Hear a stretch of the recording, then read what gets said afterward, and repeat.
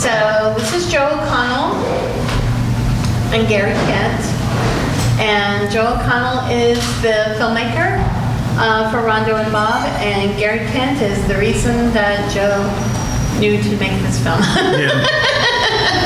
So Pretty much. Why don't we start out with you talking about your history, what you did before, and how you got started Okay. in all of this, and then bring Yeah, because we were talking about journalism, and I was a newspaper reporter and editor around Texas, more like mid-size. I was in Victoria, I was in Temple, and then I tried to quit, and I went and studied creative writing, got an MFA in creative writing from Texas State.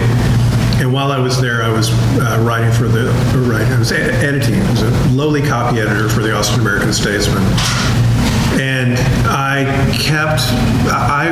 the major qualification to be a movie extra is a flexible schedule. And because I was a grad student, I had a flexible schedule, and I started being a movie extra. And every time I did it, I would write about it. And I wrote about it for a number of times for the Austin American Statesman. I'm telling you a long story, but I could go somewhere. And one time I said, hey, can I write about this one? And they said, no, we got a high school kid doing that, doing the same thing you're doing. So I said, well, what am I going to do? And then a writer I knew from the Statesman had moved to the San Antonio Express News. I contacted her. And she said, let me put you in contact with our entertainment editor, the guy named Jim Keast, who is still the entertainment editor, which is cool. And I wrote for them, and I started covering film festivals in Austin for him, covering South by Southwest and the Austin Film Festival. And I turned around as the idiot I was, not knowing about Jane Sumner, who had been writing about the Texas film industry for decades for the Dallas Morning News, and said, what this state needs is a column about the film industry. And so I proceeded with the notion that I would write one, and that I would syndicate it to all the tiny newspapers, get them to pay me $5. What I discovered is they were unwilling to pay $5. When it was free, they would run it. And then my column was picked up by the Austin American Statesman as they were doing a redesign and actually doing a little bit of a trim. What years was all of that? My column was picked up by the Austin American Statesman in 2000. So I'm talking ancient history, I'm sorry. And I did it there for a number of years, but freelancers were not taken seriously. And so at some point I was told, we're going to move your column over to our weekly magazine, and we're going to have a lot of people do it. And so I said, well, you're not going to have me do it. And so I quit. And I was like, I had fashioned myself as the guy who knew everything going on in the film industry in Texas.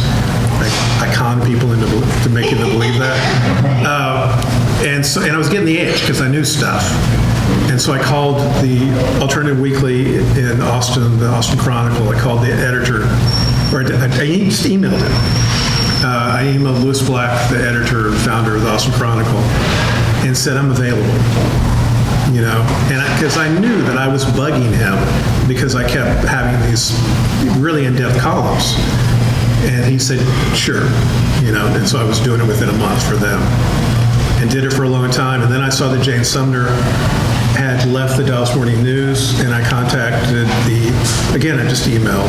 I contacted the film editor at the Dallas Morning News, and we met on the side of the highway at a restaurant as he was going to a UT Longhorn game. And I did that column until the time that I quit. I did it from 2005 to 2011. And I quit really because I was seeing those changes in the industry, and also because I wanted to do my own stuff. So I felt a need to complete my projects. And so I had written about this guy. I met him at a agents conference in Austin, told my then girlfriend, now wife, and I said, I got to track this guy down and write something about him. And so I went out and I rented Satan's Sadists, which stars Gary Kent as the good guy Vietnam vet. And then I found him and interviewed him and became friends with him. And I kept telling people that someone needed to do a documentary about him.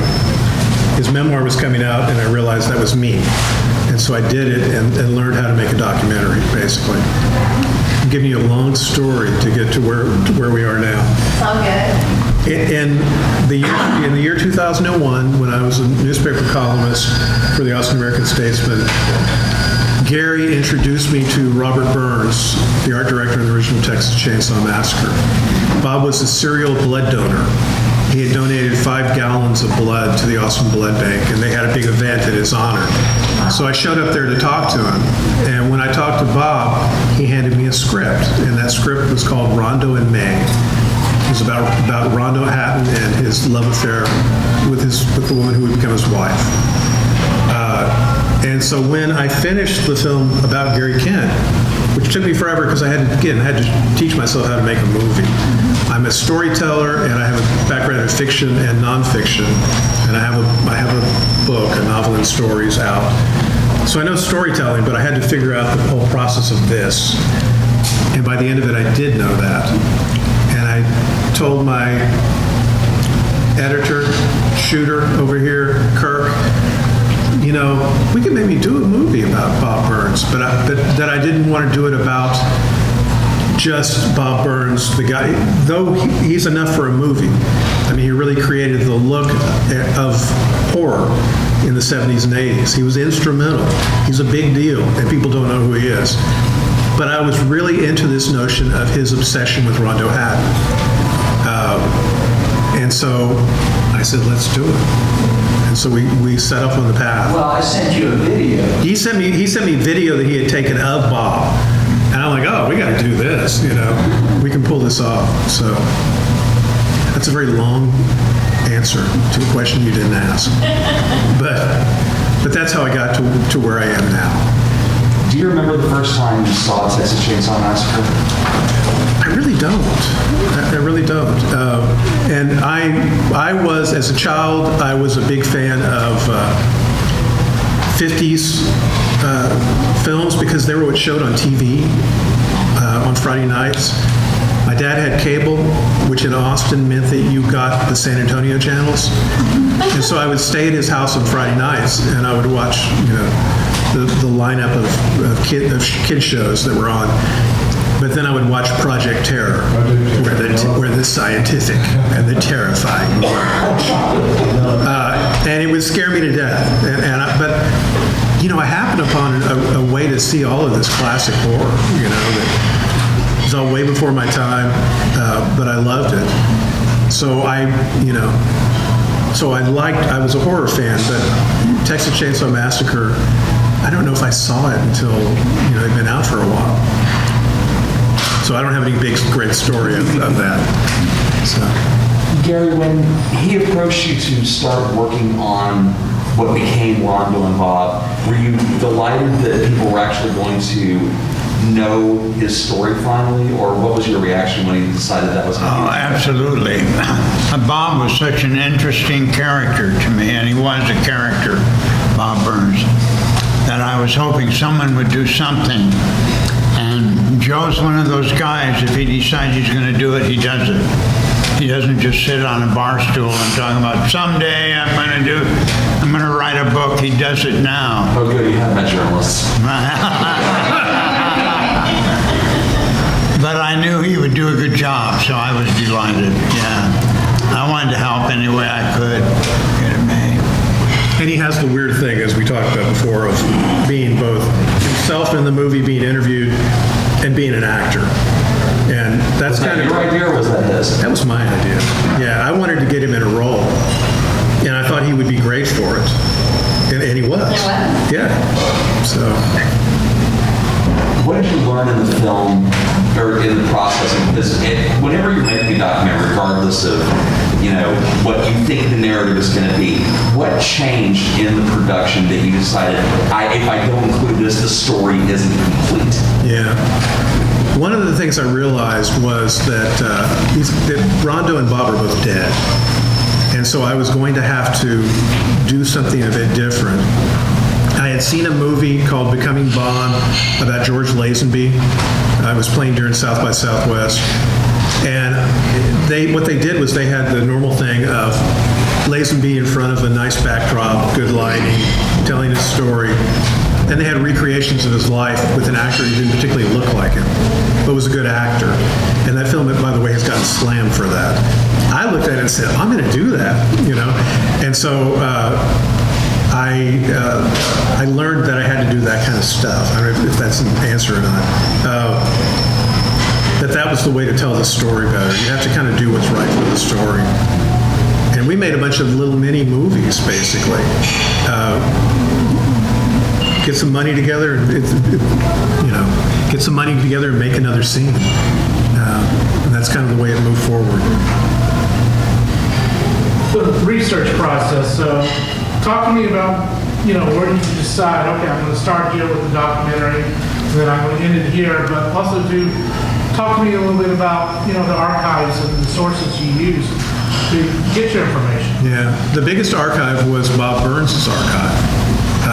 When he died, he packed up, he was a very fastidious guy, he packed up stuff. He had a Rondo box. And his attorney was supposed to have sent it to a library in Florida, but he hadn't done that.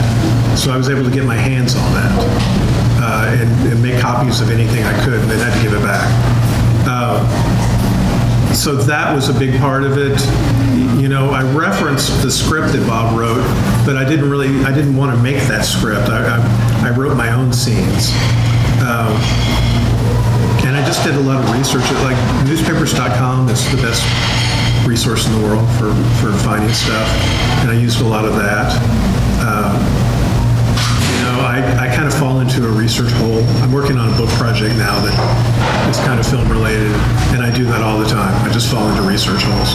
But it takes me in interesting places.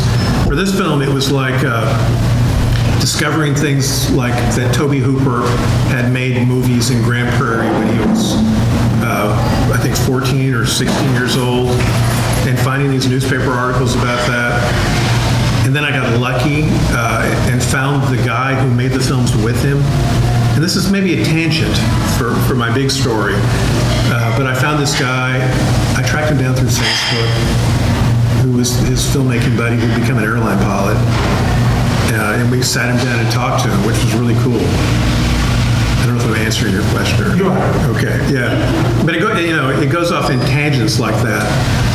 The movie itself was a lesson in how to organize things. We had Post-it notes on the wall in our editing office. They were color-coded there was one color for Bob, one color for Rondo, and some of them were half and half when they were both. And one of the things that I was doing all the time, and Kirk can tell you, is I was shuffling those around. Drove him crazy, I'm sure. But I couldn't have too much of one or the other. And, it's mostly a straightforward narrative, I guess, but To follow up on that, what was that 2 a.m. aha moment that you had it? What was that moment? when I know it's done. Well, when you know that you're When on you the right crack the track. nut. Yeah, when you know you're on the right track. When was that? Was that? I don't know what that particular moment is. There was the weird thing of us deciding to shoot these scenes, these big recreations. And the biggest early one was at Gasparilla, which is the version of Mardi Gras in Tampa, Florida. It still is. And we had to pull off this scene with a lot of extras, with costumes, with cars. We had a parade of cars show up. They did it for free. And we just kind of looked at ourselves like, how did we pull that off? It was incredible. And of course, there were all the problems too. Like, we did that on a Sunday night in Taylor, Texas. It was outside of Austin, thinking that, it's going to be just so quiet. It wasn't the least bit quiet. There were giant monster trucks constantly going down the road, honking at us and the whole thing. But we pulled it off. And the moments when you get that and you realize this is working. Okay, maybe we can do it. And we had a series of those, where we pulled things off. We were talking about Paul, what's Paul's last name? Paul? Paul Smith? No, oh, maybe I'm not. Paul? No, the Gonzalez. Marcus Gonzalez. Talking about Marcus Gonzalez. We interview Marcos Gonzalez, and he tells us a story about Bob as a young boy who saw a man die, get hit by a car and die. And it's like, okay, well, we're going to have to film that, aren't we? You know, and so we did. And doing that takes a lot of stuff because, it's a street. How are we going to do that? You know, and we found a private street in front of a bed and breakfast and used the bed and breakfast for other shots. And it had all the same stuff, cars, costumes. What period pieces in this movie? Yeah, we had a lot of different periods. So, yeah. Was that nightmarish for you to have to, you get the period right, but you also have to have it be a cohesive visual piece at the same time? He found the locations. We were lucky to know the people with the cars, and we found this costumer that would make us baseball costumes. We had a costume person who was unknown. The costume person only worked on high school musicals. And she had, her requirement was, you must make an appointment, you must never show up in my office without having an appointment, and when you come, I am going to outfit them from head to toe. Okay? I'm not going to give you one jacket or something. So that was the rules, and it's like, okay. And she was great. She since sold to somebody else. But yeah, so we got lucky a lot. What was your budget for this? Because, and everybody starts cackling, but if you're doing this, even when you get to have the accents of being able to get a car parade that goes for free, or a high school costumer, you still have to, there's fees you have to pay, you have to outfit other pieces and so forth. So how many mortgages do you have in your house at this point? Oh, that's I am a college teacher. That's my day job. And I taught more classes. And I essentially paid for it by teaching more classes. And we had some investment too. When I decided to make this movie, I was told you must talk to this one guy, Ed Toutant. Ed Toutant was one of the biggest game show winners in history. He won Who Wants to Be a Millionaire. And we had to go talk to him and eventually kind of woo him into participating. And we go to his house and we see, he gives us a tour around. He says, oh, and over there is the pinball, is the deep throat pinball machine, which Bob Burns had made. And it was sitting in his house. And talk about research, I had read Gunnar Hansen's autobiography, his memoir. And he talks about going and being interviewed by Bob to be Leatherface, to be the replacement Leatherface on Texas Chain Saw Massacre. And he talks about that pinball machine being in his office. I said, oh, we're going to do this, and we're going to do it right here because we don't want to move the pinball machine. And he later invested a little bit of the money. And he also died.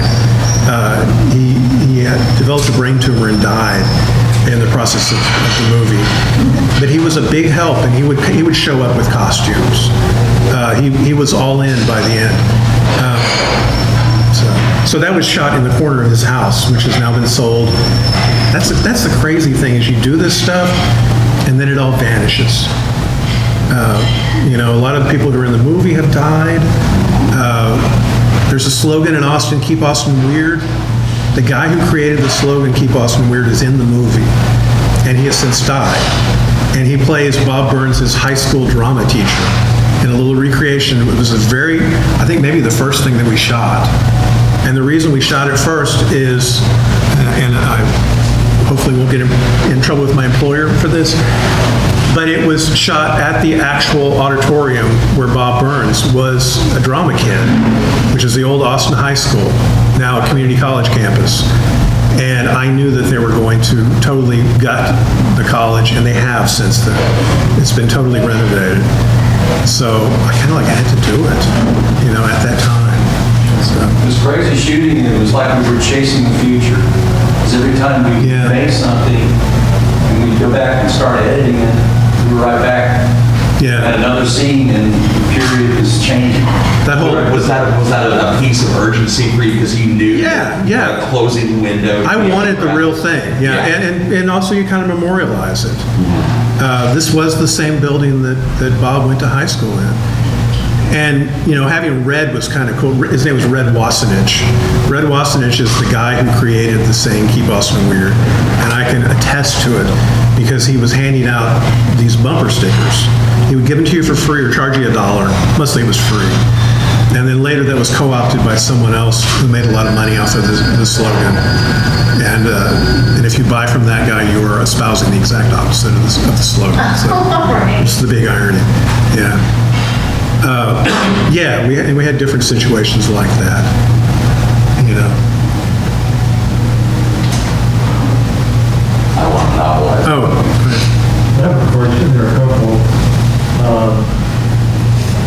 I was curious, the part of the documentary about Bob's collection of blow-up love dolls. One of those was used in Future Bill, I remember it quite well. Who's got those now? No idea. No idea. I know that when they went into Bob's house, Gary and I also worked with Bob Burns on a film festival, the ill-fated Pflugerville Film Festival, spelled with a PF. We never pulled it off, but Bob made this creature that he remade over and over again during his life, which was someone carrying someone else, if that makes any sense. So it was a nurse carrying a director, a movie director, a very stereotypical movie director, and he's got little dangly feet. And the costume is just Bob playing both parts. Does that make sense? Yeah. And he did that over and over again, and when Bob died, they found the latest version of that in a closet in his house, and they were very concerned because they thought this is some kind of weird sex thing going on. It's like, no. And I would say the same thing about the inflatable dolls. Bob saw them as tools, and he must have found a way to get a ready supply of them to do that. Long ago, there was apparently a prosthetics plant in Austin, and Bob wrote about it, and I swear that's where he got a lot of stuff from. Whenever he found stuff, he would use it over and over again. A couple more questions. I was curious watching the film and what Bob thought about the Rondo Hatton character in The Rocketeer. If you ever say anything. I don't know. And another is, in the part of it where you recreate the Austin sniper incident, and I remember talking to the people who made Tower, they're like, they made a documentary about the whole Austin sniper. Right, which is a great film. A very great film. Yeah. And I remember talking to them and said, we were not allowed to actually, with cooperation, shoot in and around the campus. We took shots on the slide, on cell phones, loading cameras, got them back, digitized for the animation. So I'm wondering, what did you do with that case? I told you about recreating the scene where Bob saw someone shot. Yeah. The reason I knew it was privately owned street is because it was owned by the former high school in Taylor, Texas. I kept going back to Taylor. And so this former high school was being developed into something else. And we shot it all there. We didn't shoot at UT at all. I thought it must be a different location. Yeah, but it just fit so perfect because it was of that time period. It had the right look, Yeah. and Like the real thing. And that's something people ask a lot about because they're like, oh, I didn't know that. I didn't know Bob Burns was there that day. They might know that Toby Hooper was because Toby talked about it a lot.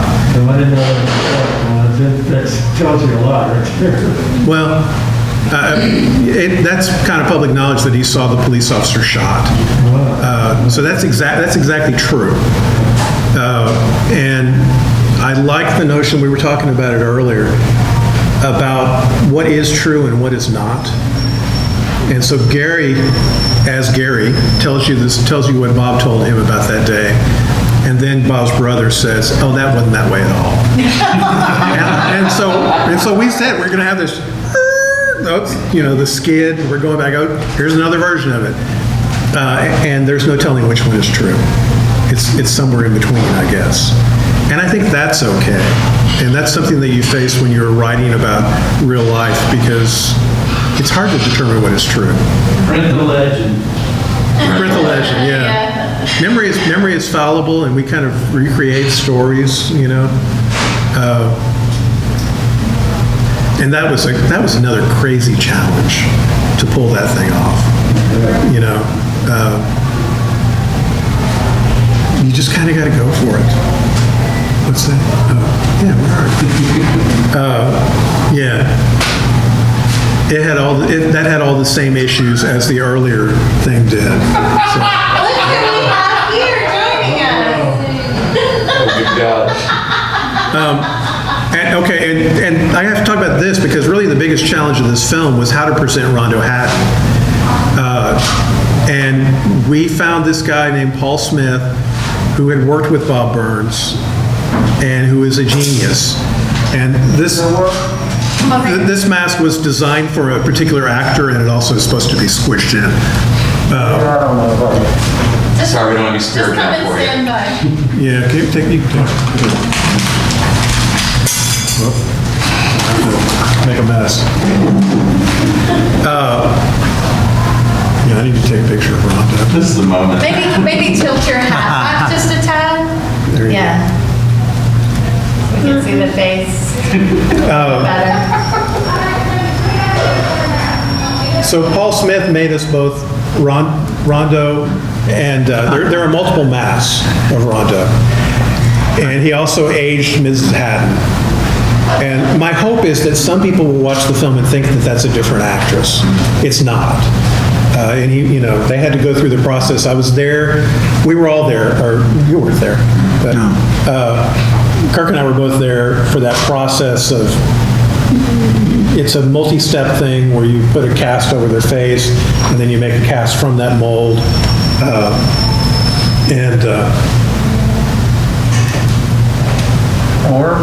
I can't see my face wrong. You look great. You're look good. great. I'm ready to play Hell Harbor. There you go. That's pretty good. Boy, that's great. So we got really lucky. And it was kind of a gutsy thing, too, because it's not easy to do. And I know it's not always perfect. We had to work with the actor to try to move. He had to move his mouth a lot in the mask. It was not an issue with the mask for Mrs. Hatton. And it helped a lot that Kelsey Probilski, who plays May Hatton, is just the best actress in the world. She's just really, really good. She does like a barbecue tour show or something now, but I keep telling her she needs to do more stuff like this. Well, you really believe she is falling in love. Yes, and that was the biggest challenge in that first scene. I was telling her that it was her scene, and it was all about us believing that she would fall in love with this guy. May Hatton did. I mean, that's all true story. And I think she pulls it off. I think she makes you believe that she is attracted to this guy, that she can see beneath the surface. And I think a lot of that comes out, too, in the death scene. The death scenes for both guys were filmed in the same spot.